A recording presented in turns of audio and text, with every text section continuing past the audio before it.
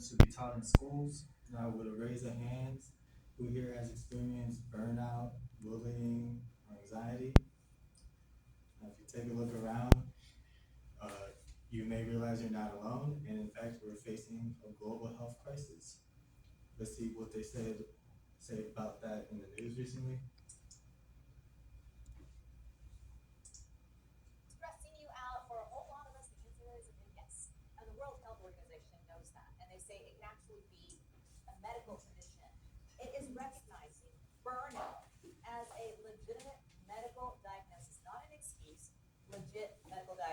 According to doctors, you can diagnose someone with burnout if they have three symptoms: if they are exhausted, if they're experiencing mental distance or cynicism, and if they have trouble getting the job done successfully.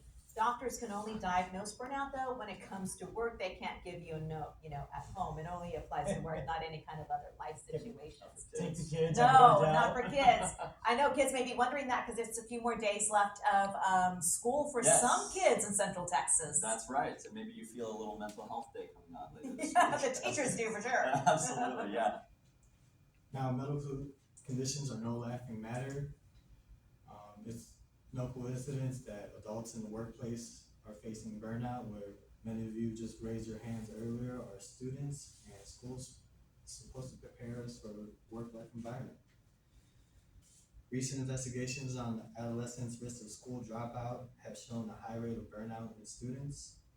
An underestimation of the prevalence and impact of school burnout amongst high school students can hinder or impair their academic career and possibly their well-being. Let's see what the news has to say about bullying. It's time to recognize bullying as a serious public health issue. That's according to a new report from the National Academies of Sciences, Engineering, and Medicine. Being bullied has obvious mental and emotional repercussions, including depression and anxiety. Physically, it can lead to gastrointestinal issues and headaches. Bullies themselves are also negatively impacted by their own behavior. They are more likely to struggle with depression and move on to criminal activity like vandalism and theft. Many schools have a zero-tolerance policy, suspending or even expelling bullies. The report says this policy does not work, and schools should help bullies change their behavior through continual education and positive feedback.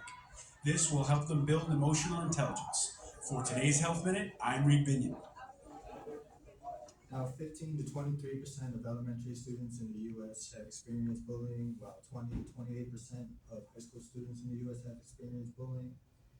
In that last piece in the news segment, they talked about emotional intelligence, and with this next slide, we'll start to get an understanding of what emotional intelligence is.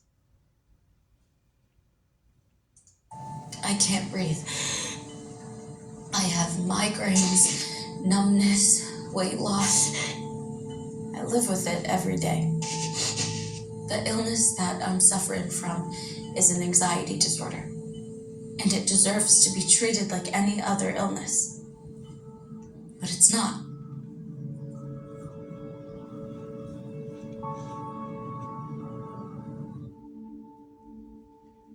Now, understanding emotional intelligence is understanding that mental health is health.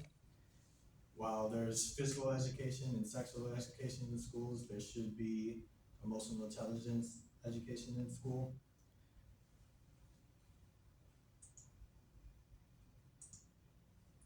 Now, emotional intelligence is the ability to manage one's emotion and understand another one's emotions. There's 5 elements to emotional intelligence, which is self-awareness, self-regulation, empathy, social skills, and self-management.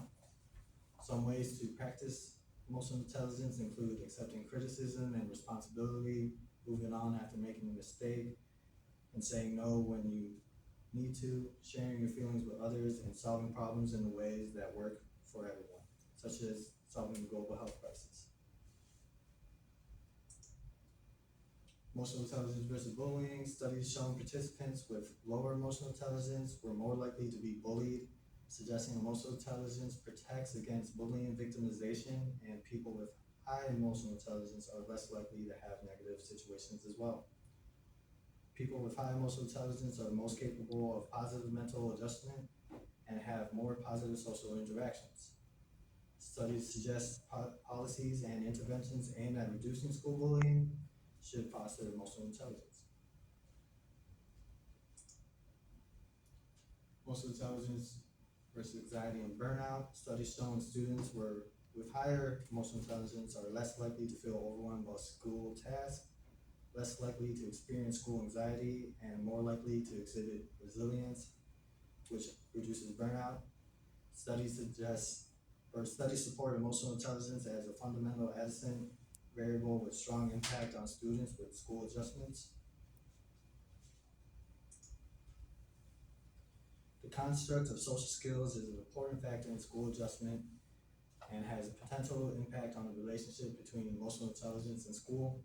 Acquiring social skills such as cooperation, adjustment, relationships, and making friends has been shown to empower individuals to find their way into peer groups and set a foundation for their lives. Students scoring higher on the situational judgment test of managing emotions in self and others revealed better social emotional adaptation to school and their lower counterparts.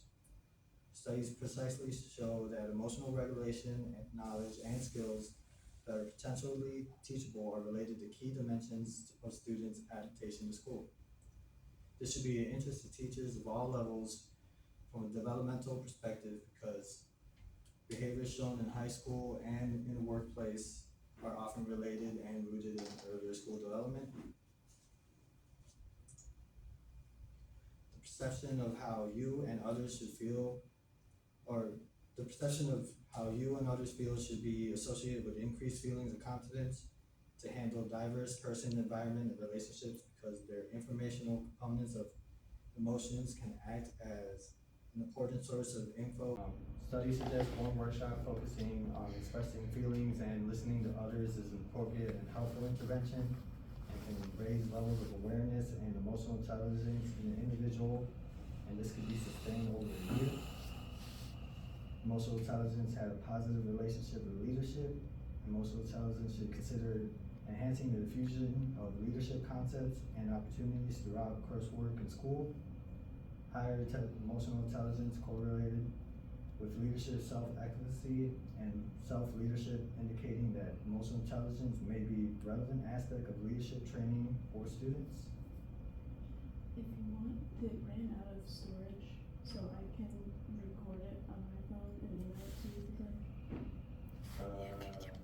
I can record it. Okay, no worries. In conclusion, emotional intelligence is crucial and helps combat global health crisis. Emotional intelligence reduces bullying, anxiety, and burnout. And teaching and learning emotional intelligence provides foundation that helps students in school and life.